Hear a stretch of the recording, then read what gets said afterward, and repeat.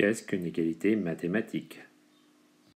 Une égalité est représentée par le symbole égal. À gauche, il y a un premier nombre qui doit être égal au nombre qui est à droite. Si c'est le cas, on dit que l'égalité est vraie.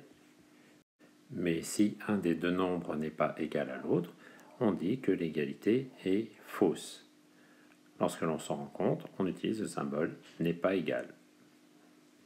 Très souvent, c'est vous qui construisez l'égalité pour répondre à une question qui est faire le calcul. 2 fois 3 égale, et vous poursuivez le calcul pour que l'égalité soit vraie. On vous demande de ne pas vous tromper. Marquez 6. Si un élève se trompe, il va marquer 2 fois 3 égale 5. À ce moment-là, le professeur dira que la réponse est fausse, parce que l'égalité est fausse.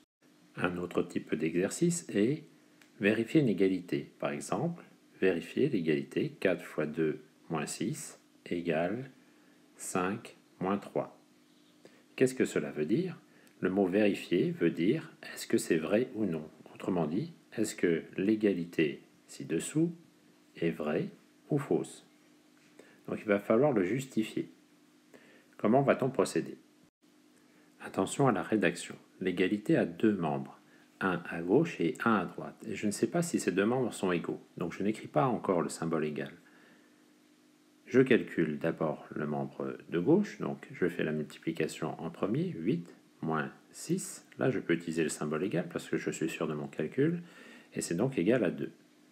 Le trait vertical m'indique qu'il y a un autre membre à droite. Cette fois-ci, je le calcule. 5 moins 3, ça fait 2. Je peux marquer le symbole égal, puisque je sais que mon calcul est juste. Je constate que 2 est bien égal à 2.